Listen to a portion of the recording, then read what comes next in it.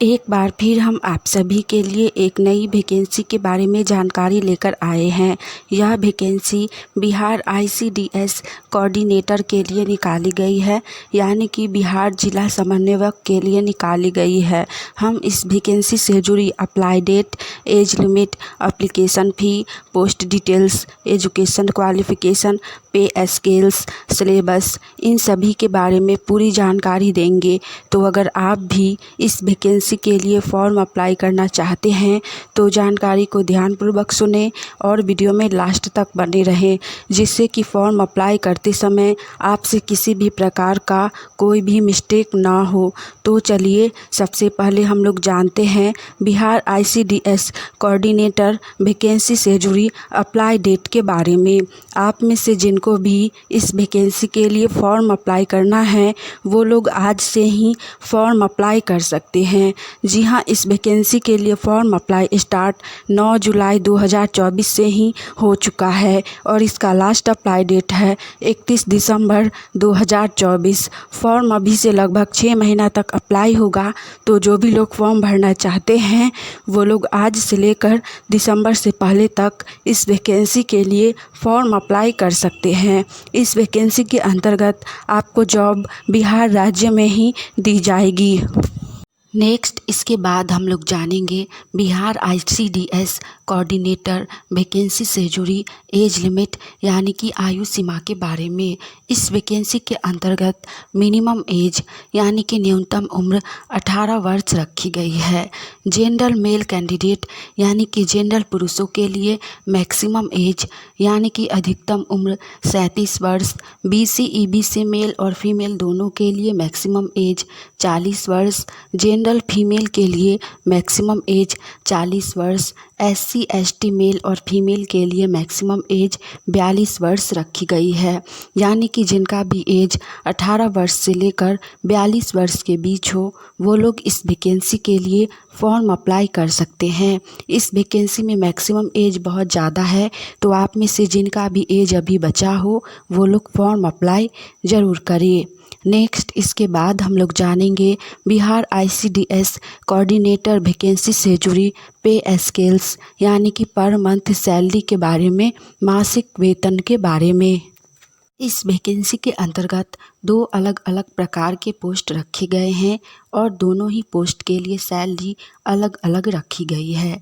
पहला पोस्ट है district coordinator यानी कि जिला समन्वयक। इस पोस्ट में आपको सैलरी 30,000 रुपये पर मंथ दी जाएगी, प्लस में 5 से 6,000 रुपये मासिक भत्ता दिया जाएगा। दोनों को मिलाकर लगभग आपको 35 से 36,000 रुपये सैलरी दी जाएगी। दूसरा पोस्ट है ब्लॉक कोऑर्डिनेटर यानी कि प्रखंड समन्वयक। इस पोस्ट में आपको सैलरी 20,000 रुपये दी जाएगी, प्लस में 5 से 6,000 रुपये मासिक भत्ता दिया जाएगा, यानी मंथली सैलरी आपको 26,000 रुपये तक लगभग दी जाएगी।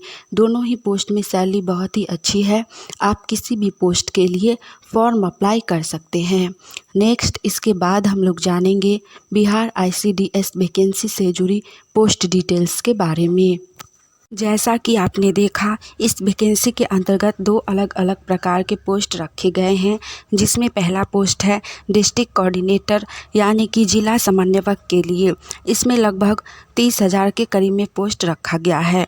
दूसरा है ब्लॉक कोऑर्डिनेटर यानी कि प्रखंड समन्वयक। इसमें 10,000 से अधिक पद रखे गए हैं। दोनों पोस्ट को मिलाकर 40,000 से अधिक पोस्ट पर बहाली निकाली गई है, जो कि बहुत ही अधिक है। तो आप लोग दोनों में से किसी भी पोस्ट के लिए फॉर्म अप्लाई ज़रूर कीजिए। दोनों ही पोस्ट अच्छी है, दोनों पोस्ट में सैलरी भी बहुत अच्छी है। अगर आप सभी को हमारी ये जानकारी अच्छी लगी, यूजफुल लगी, तो वीडियो को लाइक कीजिए। साथ ही आप सभी गवर्नमेंट जॉब की तैयारी कर रहे हैं यानी कि सरकारी नौकरी की तैयारी कर रहे हैं और आने वाली ऑनलाइन या ऑफलाइन सभी प्रकार की वैकेंसी की जानकारी सबसे पहले जानना चाहते हैं तो चैनल को सब्सक्राइब करके नोटिफिकेशन ऑन कर लीजिए, जिससे कि हम एक नई वैकेंसी की जानकारी लेकर आएँ तो वो सबसे पहले आप तक पहुँचे और आप उस वैकेंसी के लिए फॉर्म अप्लाई करके जॉब की तैयारी कर सकें। नेक्स्ट इसके बाद हम लोग जानेंगे बिहार ICDS कोऑर्डिनेटर वैकेंसी से जुड़ी इम्पोर्टेंट डॉक्यूमेंट के बारे में, यानी कि फॉर्म अप्लाई करते समय आपके पास क्या क्या डॉक्यूमेंट होने चाहिए, क्या क्या दस्तावेज होने चाहिए। तो आपका सबसे पहला डॉक्यूमेंट है आपका आधार कार्ड। नेक्स्ट डॉक्यूमेंट हो जाएगा शैक्षणिक योग्यता प्रमाण पत्र, जिसमें आपका 10th का मूल प्रमाण पत्र सबसे ज़्यादा आवश्यक होगा।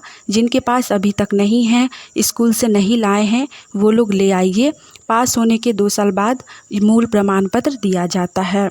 नेक्स्ट डॉक्यूमेंट है आपका जाति प्रमाण पत्र, यानी कि कास्ट सर्टिफिकेट।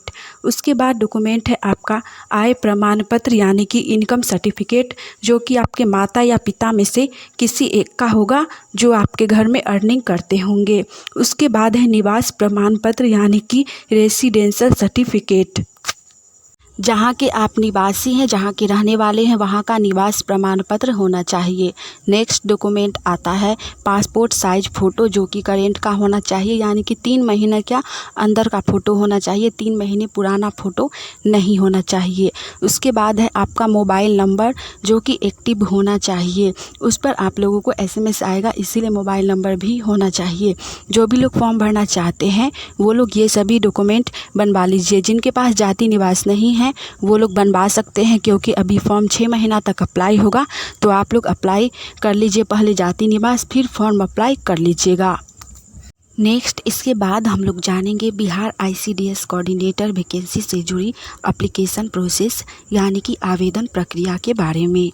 इस वैकेंसी के लिए फॉर्म ऑफलाइन के माध्यम से अप्लाई होगा। इसके लिए सबसे पहले आप लोगों को इसके साइट पे जाना है, फिर वहां से आवेदन फॉर्म को डाउनलोड करके प्रिंट करवाना है। उसमें जो भी इंफॉर्मेशन दिए गए हैं, जो भी डिटेल्स दी गई है, उन सभी को आपको सही प्रकार से भरना है। उसके बाद जो भी डॉक्यूमेंट मैं अभी बताई हूँ, उन सभी डॉक्यूमेंट का जेरॉक्स पेपर फॉर्म के साथ लगाना है और फिर इसके एड्रेस पर पोस्ट कर देना है। आपका फॉर्म अप्लाई हो जाएगा। साथ ही अगर आप चाहें तो घर बैठे बैठे भी फॉर्म अप्लाई कर सकते हैं ईमेल के माध्यम से।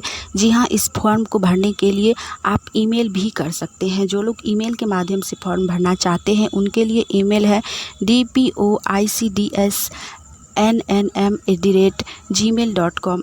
इस ईमेल एड्रेस पर आपको जाना है और अपना सारा डॉक्यूमेंट जेरॉक्स पेपर डाल देना है और पोस्ट कर देना है। आपका फॉर्म अप्लाई हो जाएगा। चलिए लास्ट हम लोग जानते हैं बिहार ICDS वैकेंसी से जुड़ी एजुकेशन क्वालिफ़िकेशन, यानी कि शैक्षणिक योग्यता के बारे में। इस वैकेंसी के लिए शैक्षणिक योग्यता दोनों ही पोस्ट के लिए एक समान रखी गई है। जी हाँ, इसके लिए क्वालिफ़िकेशन सेम ही रखी गई है। पहला पोस्ट है डिस्ट्रिक्ट कोऑर्डिनेटर और दूसरा पोस्ट है ब्लॉक कोऑर्डिनेटर। दोनों के लिए क्वालिफ़िकेशन ग्रेजुएट पास रखी गई है, प्लस में आपका diploma in computer science IT होना चाहिए। साथ ही आपको दोनों ही पोस्ट के लिए graduate pass computer IT diploma plus में 2 वर्ष का एक्सपीरियंस भी आपके पास होना चाहिए कंप्यूटर लिटरेसी में, तो ही आप फॉर्म अप्लाई कर सकते हैं। तो जो भी लोग एलिजिबल हैं वो लोग फॉर्म अप्लाई ज़रूर कीजिए। हमने इस वैकेंसी से जुड़ी सारी जानकारी दे दी है। चलिए आज के लिए इतना ही। मिलेंगे आप सभी से फिर से एक नई वैकेंसी की जानकारी के साथ। जय हिंद।